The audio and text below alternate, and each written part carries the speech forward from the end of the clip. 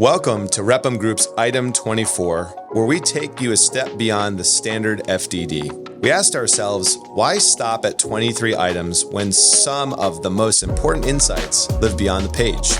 Here we're breaking down the inner workings of franchising and sharing real-life strategies and stories that drive the industry forward. Why franchising has become so competitive over the last decade. And there's a couple of reasons, in my opinion, that it has. The first is, dating back to the beginning of franchising, right back in the 50s and 60s, when it really started to come to light that franchising was a path that entrepreneurs could take to take a brand like, the largest of all time, the McDonald's of the world, and so on. And they could be a sub-licensee in those days of the brand. And that's when franchising was born.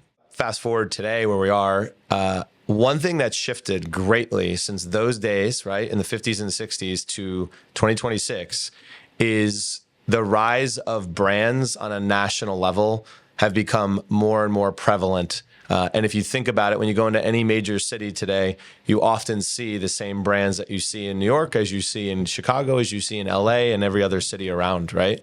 And a lot of those, most of the public wouldn't know this, but they are franchises, right? There are obviously corporate locations as well.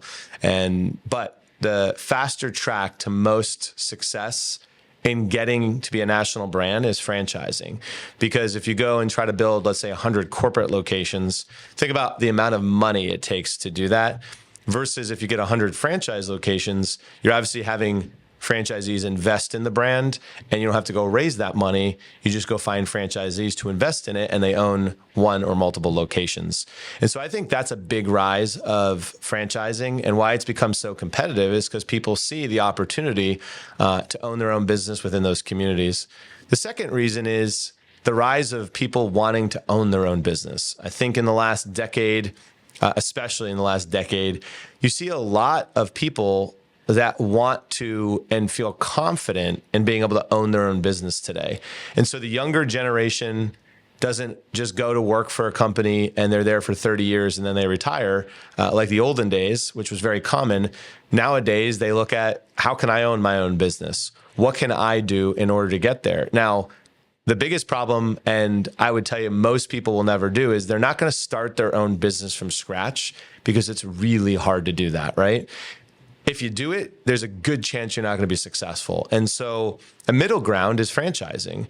It's entrepreneurship, but it's also help in the middle, right? Where people are buying into a franchise, they have a successful system, and they have a proven system that if they open one or multiple locations of, the opportunity to grow is there. And at the very least, they know they have a system that's been replicated in the past in other markets. And if they execute on it, they have more likely opportunity to be successful than if they did it on their own.